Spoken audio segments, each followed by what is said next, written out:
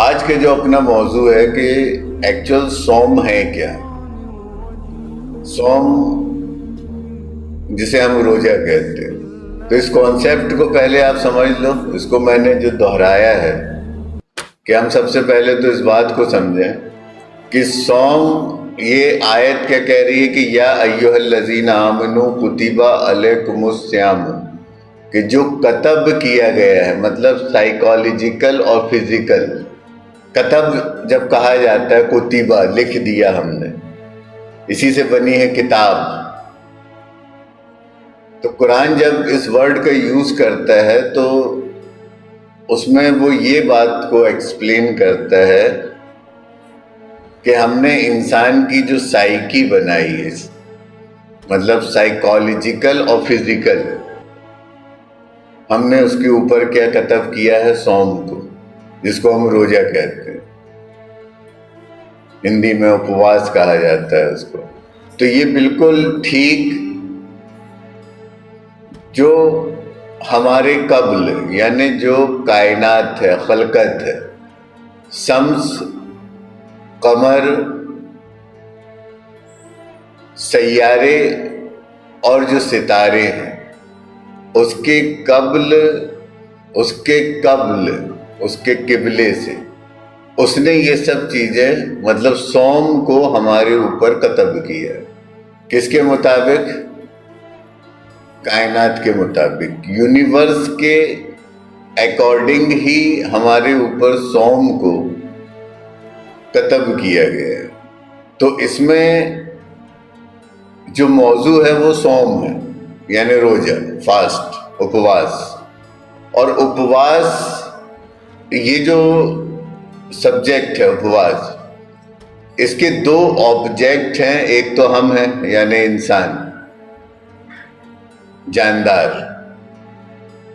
حیاتیات، زندگی، جیون. اور دوسرا جو اس کا قبلہ ہے،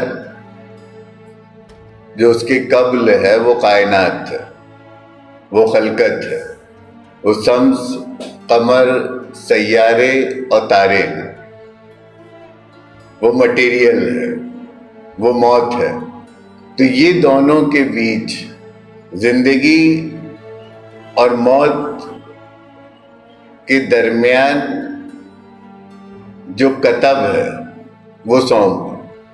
مطلب یہ جو کمیونیکیشن ہو رہا ہے، جو لین دین ہو رہا ہے، کمیونیکیشن سمجھ رہے ہیں آپ؟ یہ کتبہ ورڈ جو یوز کیا گیا، کتاب،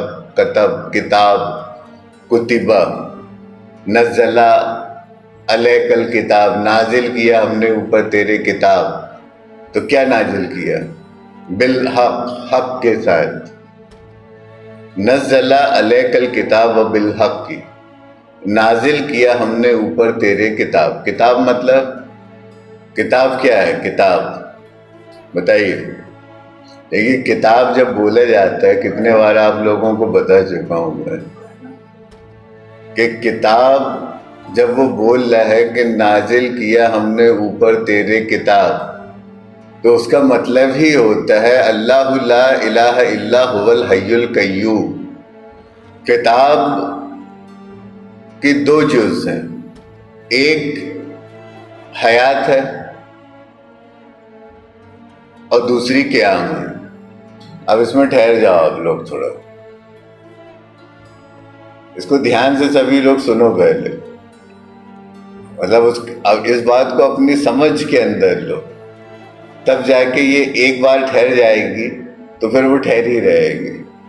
کہ کتاب، جب قرآن ورڈ بولتا ہے کتاب، کتاب، کتاب، اللہ نے کتب کیا. ایسے سمجھ لو، آپ جب لکھو گے تو کیسے لکھو گے؟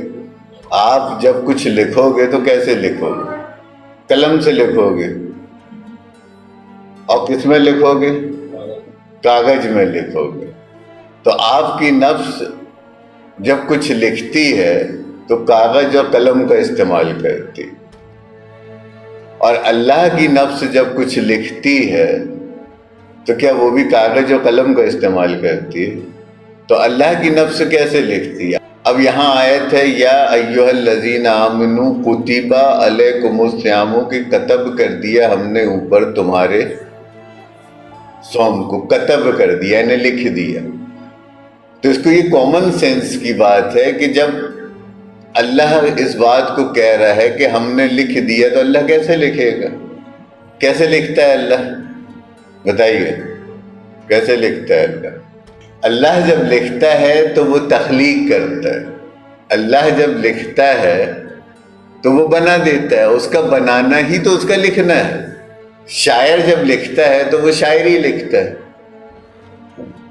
وہ خلقت نہیں کرتا ہے، تخلیق نہیں کرتا ہے، وہ بناتا نہیں ہے۔